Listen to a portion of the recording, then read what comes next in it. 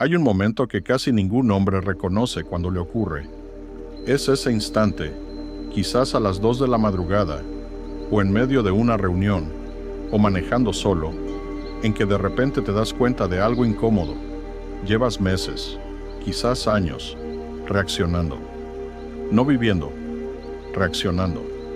Reaccionas a lo que te dicen. Reaccionas a lo que publican. Reaccionas a lo que pasa a tu alrededor. Y cuando no estás reaccionando afuera, estás reaccionando adentro, rumiando, analizando en círculos, justificándote ante personas que ni siquiera están presentes. Ese momento se llama el umbral, y es el punto donde un hombre tiene dos caminos: seguir igual o decidir que ya es suficiente. Este video es para el hombre que ya llegó a ese umbral. No voy a darte motivación de una sola noche.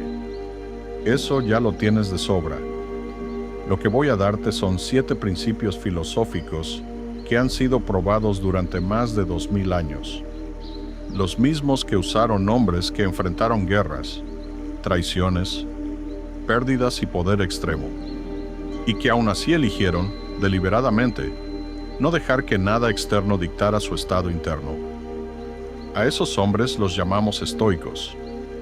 Y lo que construyeron no fue una filosofía de biblioteca, fue un sistema de combate para la mente. Aquí en Rompe y Crece no hablamos de teoría, hablamos de herramientas. Así que, si estás listo para dejar de ser víctima de tus propios pensamientos y empezar a gobernarlos, quédate. Porque esto va a cambiar la forma en que piensas, hablas y actúas. Empecemos.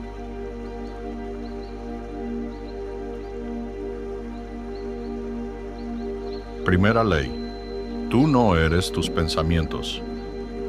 Quiero empezar con algo que puede sonar extraño, pero que lo cambia todo. Tú no eres lo que piensas. Eres quien observa lo que piensas. Esa distinción es la base de todo lo demás. Tu mente produce entre 60,000 y 80,000 pensamientos al día. La gran mayoría son automáticos, repetitivos y no elegidos. Son el resultado de tus miedos, tus condicionamientos, tus traumas viejos, las voces de personas que ya ni están en tu vida. Tu mente los genera sola, como un ventilador que no apaga. El error que comete casi todo hombre es confundir esa producción automática con la verdad. Pienso que no soy suficiente, por lo tanto no soy suficiente. Pienso que voy a fracasar, por lo tanto voy a fracasar. Se convierten en jueces de su propia vida, usando como evidencia el ruido interno que ellos mismos generan. Epicteto, un esclavo que se convirtió en uno de los filósofos más influyentes de la historia, lo dijo con una claridad brutal. No son los eventos los que nos perturban, sino los juicios que hacemos sobre ellos. Piénsalo. 2 hombres reciben el mismo rechazo laboral. Uno colapsa, el otro ajusta su estrategia. El evento fue idéntico. La diferencia está en el juicio que cada uno aplicó sobre ese evento. Pero hay algo más profundo aquí que la mayoría ignora. Tus pensamientos más persistentes no nacen de la realidad, nacen del hábito. Llevas años pensando de cierta manera, y esa forma de pensar se ha vuelto automática, como respirar. No la cuestionas porque sientes que eres tú, pero no eres tú. Es un patrón, y los patrones se pueden cambiar. La práctica concreta. La próxima vez que un pensamiento negativo aparezca, no puedo con esto, siempre me pasa a mí, soy un fracaso. Haz lo siguiente, dale un nombre. Literalmente, di en tu mente: ahí va el pensamiento del fracaso. Hola. Y obsérvalo como si fuera un vagón de tren pasando por la estación. No subas, no lo ataques, solo míralo. Esa fracción de segundo entre el pensamiento y tu reacción es donde vive tu libertad. Ahí es donde dejas de ser reactivo y empiezas a ser el que decide. Marco Aurelio, quien era emperador de Roma y pudo haber tenido todo el poder para hacer lo que quisiera, Escribía en sus diarios privados ejercicios mentales para no dejar que sus pensamientos automáticos dictaran sus acciones. Un hombre que gobernaba el mundo civilizado se tomaba el tiempo de entrenar su mente. ¿Qué excusa tienes tú? Una historia que nos puede aportar es la de Zenón de Sitio, el naufragio que fundó una filosofía. Quiero contarte la historia de un hombre que perdió todo en un día. Zenón de Sitio era un próspero comerciante fenicio. Tenía barcos, mercancía valiosa, una vida construida sobre años de trabajo. Un día, navegando con su cargamento más importante, una tormenta destruyó su barco. Todo se fue al fondo del mar. En minutos, pasó de la abundancia a no tener nada. La mayoría de los hombres en esa situación hubieran colapsado. Hubieran buscado culpables. Hubieran pasado años anclados en el resentimiento de lo que perdieron. Zenón hizo algo diferente. Llegó a Atenas casi sin nada. Entró a una librería, porque no tenía más dinero que para un libro, y empezó a leer filosofía. Quedó tan fascinado que le preguntó al librero dónde podía encontrar hombres como los que describían esas páginas. El librero señaló a un filósofo que pasaba por la calle en ese momento y le dijo: «Síguelo». Zenón lo siguió y pasó los siguientes 20 años aprendiendo, cuestionando, construyendo. Años después fundó la escuela estoica en el pórtico de Atenas, y su filosofía se convirtió en uno de los sistemas de pensamiento más poderosos que el mundo ha conocido. ¿Cuál es la lección aquí? No es que debas alegrarte cuando pierdes todo. Es que lo que te pasa no define lo que puedes construir después. Zenón no le preguntó a la tormenta por qué lo eligió a él. No negó el dolor de la pérdida, pero tampoco dejó que ese dolor escribiera el final de su historia. Perdió el barco. Encontró su propósito. ¿Qué tormenta en tu vida podría estar señalándote en la dirección correcta si dejas de mirar lo que perdiste y empiezas a mirar hacia dónde te llevó?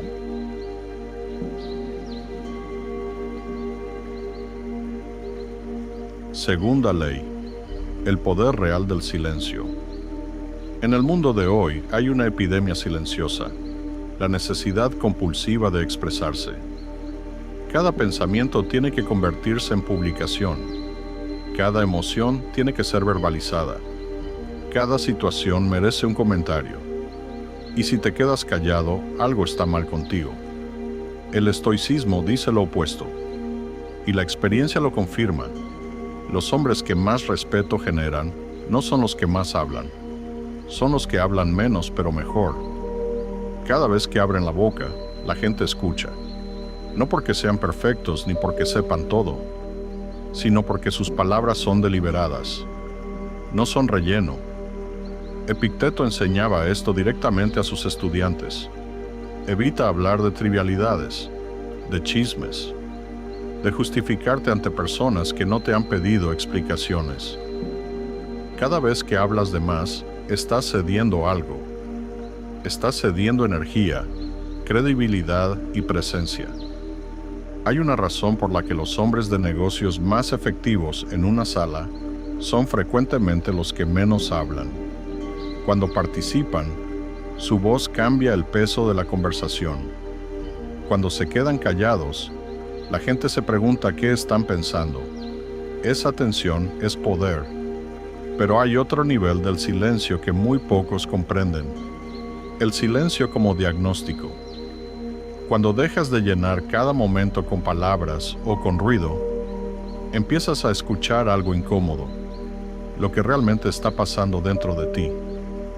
¿Qué te preocupa de verdad? ¿Qué quieres de verdad? ¿Qué miedos estás usando el ruido para no enfrentar? El silencio no es comodidad, es cirugía, la práctica concreta. Elige un día a la semana para no dar tu opinión, a menos que te la pidan directamente. Observa cuántas veces sientes el impulso de comentar, justificar o reaccionar. Ese número, Ese impulso constante es exactamente la medida de cuánto dominio le has cedido a tu ego sobre tu boca. El hombre que aprende a callar cuando no tiene nada valioso que agregar, se vuelve formidable cuando decide hablar.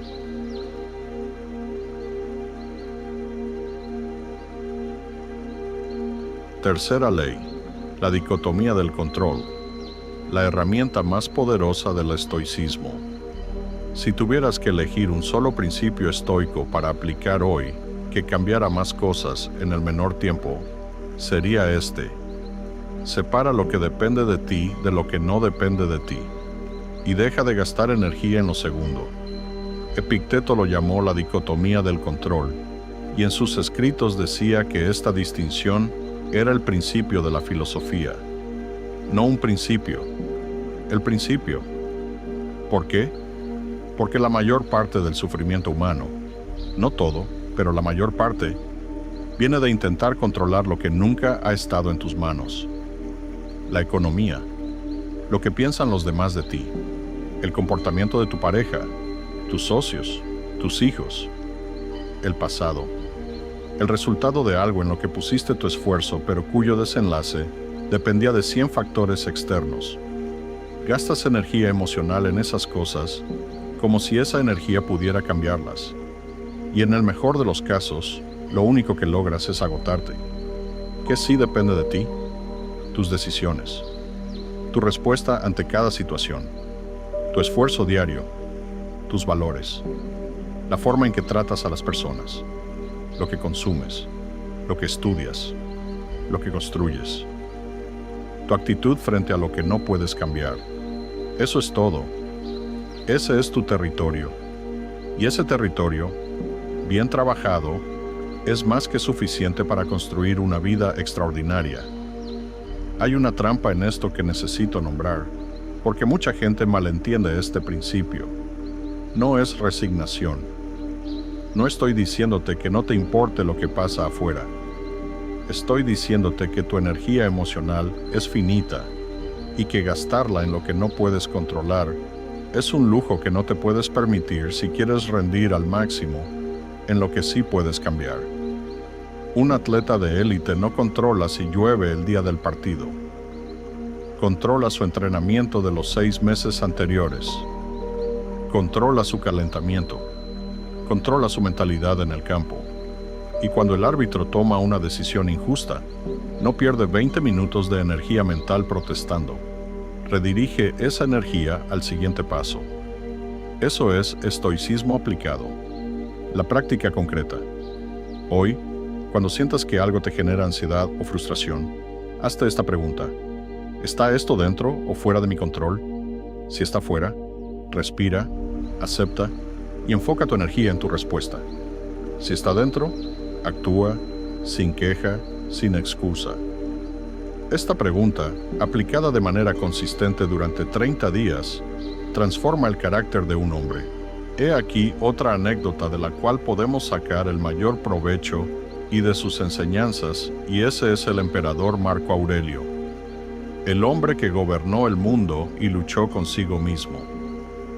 Hay una ironía fascinante en la vida de Marco Aurelio. Era el hombre más poderoso de la tierra. Gobernaba el Imperio Romano en su apogeo. Tenía ejércitos, riquezas, influencia sobre millones de vidas. Y sin embargo, su obra más importante no es un decreto, ni una conquista. Es un diario privado que nunca tuvo intención de publicar. Las Meditaciones es el registro de un hombre que luchaba, día a día, por vivir según sus propios principios. Está lleno de recordatorios que Marco Aurelio se daba a sí mismo. No pierdas más tiempo discutiendo cómo debe ser un hombre bueno. Sé uno. Tienes poder sobre tu mente, no sobre los eventos externos. Date cuenta de esto y encontrarás tu fuerza. ¿Por qué un emperador necesitaba escribirse esas cosas? Porque entendía que el poder externo no te hace inmune a las debilidades internas. Él enfrentó guerras en múltiples frentes. Vio morir a varios de sus hijos. Tuvo que gobernar durante una plaga devastadora que mató a millones. Y en medio de todo eso, eligió trabajar su carácter como si fuera un músculo. Pero hay un detalle de su vida que me parece el más instructivo de todos. Marco Aurelio nunca quiso ser emperador. Prefería la filosofía, el estudio, la tranquilidad. Le fue impuesto el cargo y lo aceptó. Y eligió hacer algo extraordinario con eso que no eligió, usarlo como terreno de práctica. Cada decisión difícil, cada traición, cada tragedia personal se convirtió en un ejercicio de aplicar lo que creía. La lección no es que debas amar lo que no elegiste. La lección es que el carácter se construye precisamente en las condiciones que no elegiste. La pregunta no es ¿qué te pasó? La pregunta es ¿qué haces tú con lo que te pasó?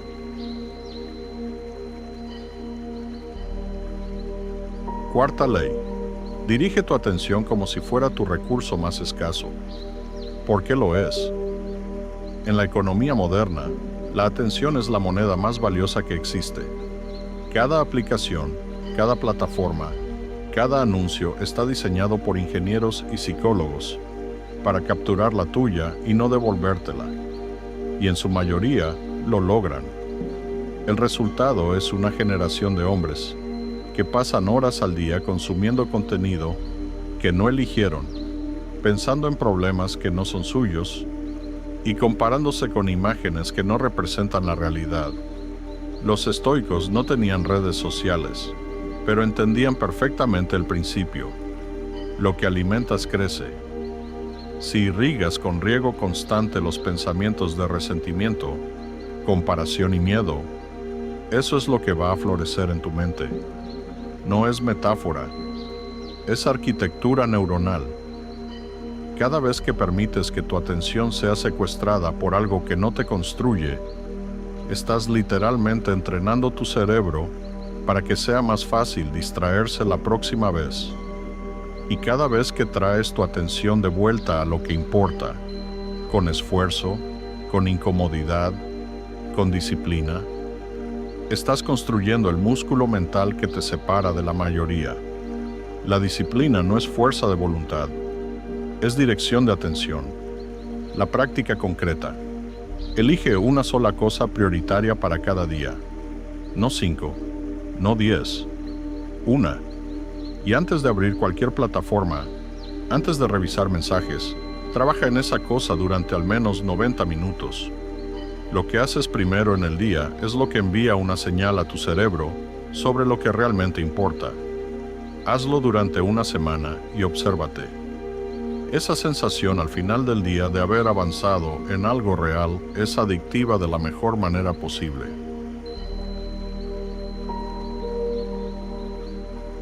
Quinta ley. Amor fati.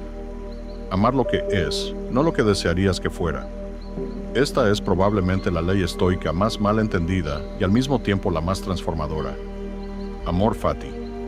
En latín, amor al destino. No resignación al destino. No tolerancia del destino. Amor. Nietzsche, que no era estoico, pero bebió profundamente de esta fuente, describía el amor fati como la capacidad de no solo aceptar lo que sucede, sino de querer que suceda exactamente como sucedió, incluyendo lo doloroso, incluyendo lo injusto, incluyendo lo que perdiste. ¿Por qué? No porque el dolor no duela, sino porque resistir lo que ya ocurrió es gastar energía en combatir algo que es inmutable. El pasado no se mueve. La energía que inviertes en pelearte con él es energía que te robas a ti mismo en el presente. Los estoicos practicaban algo llamado premeditatio malorum, la premeditación del mal. Visualizaban de manera deliberada lo que podría salir mal, lo que podían perder, las adversidades posibles. No para vivir en el miedo, sino para vacunarse contra el shock cuando llegaran, para poder mirarlas a la cara y decir, ya me preparé para ti, estás dentro de lo que soy capaz de manejar. Aceptar la realidad tal como es, no como la desearías, te da una base de estabilidad que ninguna circunstancia externa puede destruir. No porque seas insensible, sino porque ya no le das a la realidad el poder de definir tu estado interno. La práctica concreta. Elige algo de tu vida actual que todavía te genera resistencia.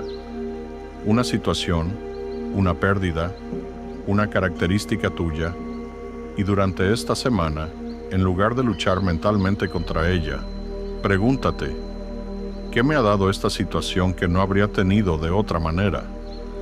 ¿Qué me ha enseñado que no aprendería en condiciones cómodas? No estás mintiendo sobre el dolor.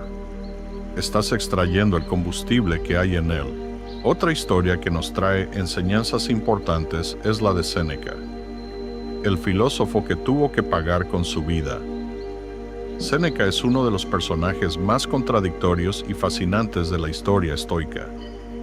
Era uno de los hombres más ricos de Roma, asesor del emperador Nerón, escritor, filósofo, político.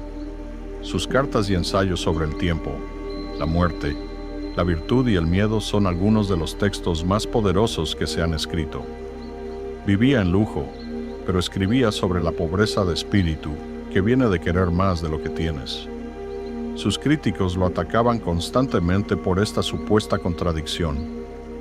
¿Cómo puedes predicar la austeridad desde la riqueza? Su respuesta era elegante. No busco ser pobre, busco no temerle a la pobreza.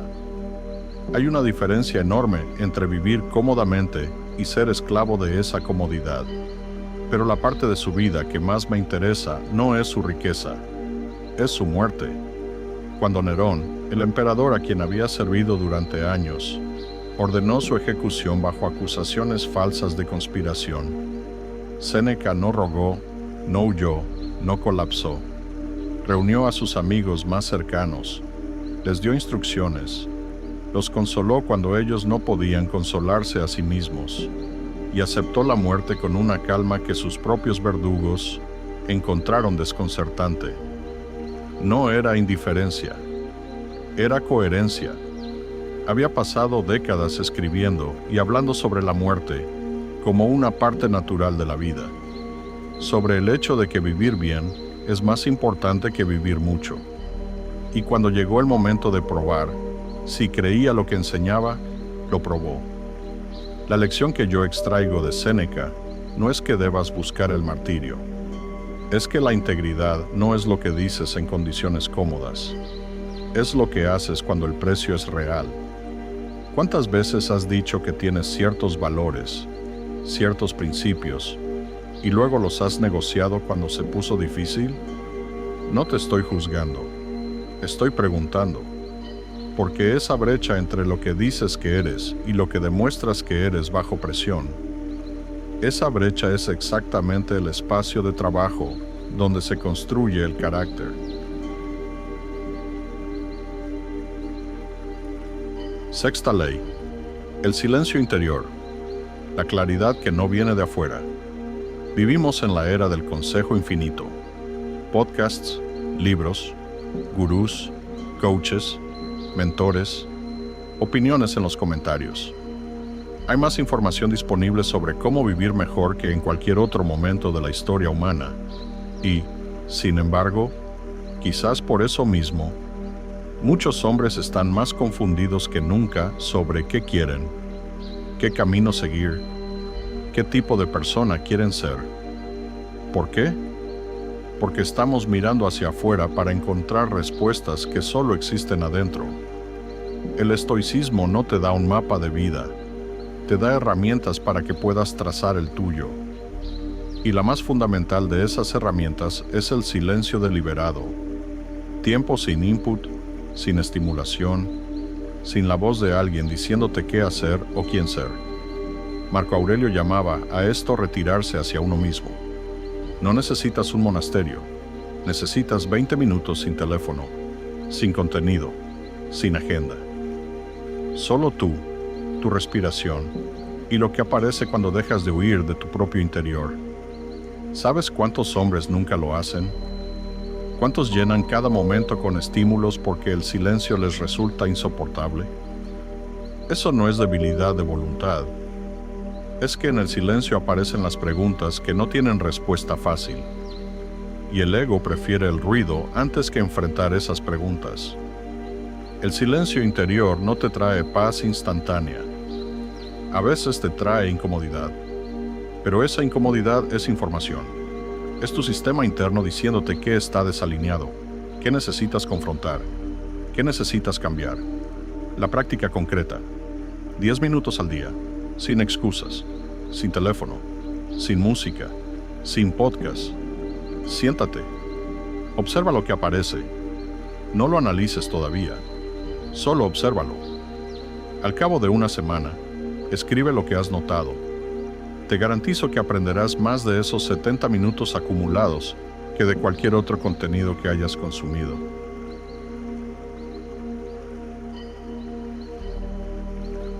Séptima ley. La palabra como arma. Habla menos, pesa más. Voy a cerrar con algo que está directamente conectado a todo lo anterior. La mayoría de los problemas que los hombres crean en sus relaciones, en sus trabajos y en su reputación, no vienen de lo que callan, vienen de lo que dicen sin pensar. Una palabra dicha desde el ego en el momento equivocado puede destruir en segundos lo que tomó años construir. Una promesa hecha por aparentar que no puedes cumplir erosiona tu credibilidad más que cualquier fracaso honesto. Un argumento ganado a costa de humillar a alguien es una victoria que te cobra un precio que no vale la pena. Los estoicos hablaban de esto no como un consejo de cortesía, sino como una disciplina de poder. Controlar lo que sale de tu boca es, literalmente, ejercer dominio sobre uno de los mecanismos más poderosos que tienes para afectar tu entorno. Hay un espacio entre el impulso de hablar y las palabras que salen. Ese espacio es donde vive la sabiduría o donde vive el ego. Entrenarlo es uno de los hábitos más difíciles y más rentables que un hombre puede desarrollar. El hombre que domina ese espacio se convierte en alguien que, cuando habla, las personas paran lo que están haciendo para escuchar. No porque sea perfecto, sino porque sus palabras nunca son gratuitas. La práctica concreta. Esta semana, antes de responder en cualquier conversación importante, una discusión, una negociación, una conversación difícil, respira una vez más de lo que sientes que necesitas. Esa respiración extra es suficiente para salir del ego y entrar en la intención. Una sola respiración puede cambiar lo que sale de tu boca. Y lo que sale de tu boca puede cambiar lo que construyes con tu vida. El hombre que no necesita ser visto. Hay un tipo de hombre que el mundo nunca ve venir. No es el más ruidoso de la sala. No es el que tiene más seguidores. No es el que grita más fuerte sus logros. Es el que trabaja en silencio, piensa con claridad, habla con intención y avanza sin pedir permiso ni validación. Las 7 leyes que trabajamos hoy no son filosofía de museo. Son un sistema de vida que funciona, pero solo si lo usas. Tus pensamientos no son tus amos, a menos que los dejes serlo. Tu silencio no es debilidad, es tu arma más afilada. Lo que no puedes controlar no merece tu energía. Y lo que sí puedes controlar merece todo. Lo que llevas adentro te pertenece. Y ninguna circunstancia externa puede quitártelo si decides protegerlo. Eso es lo que construyeron los estoicos. No la ausencia de dolor. No una vida sin problemas, sino una arquitectura interna tan sólida que el mundo exterior podía temblar y ellos seguían de pie. Ahora te toca a ti. Elige una sola de estas 7 leyes y comprométete con ella esta semana. No todas. Una, la que más te incomodó al escucharla, porque la incomodidad es la señal de que ahí hay trabajo real por hacer. Deja tu comentario abajo con cuál elegiste y por qué. Quiero leerlo. Si este video te dejó algo, Compártelo con un hombre que lo necesite. No porque yo necesite las vistas, sino porque hay hombres alrededor tuyo que están en ese umbral y no saben que existe otro camino. Dale like si llegaste hasta aquí y suscríbete a Rompe y Crece si quieres seguir construyendo desde adentro hacia afuera. Recuerda, el hombre que calla, piensa. El hombre que piensa, decide. El hombre que decide con claridad, construye. Nos vemos en el próximo video.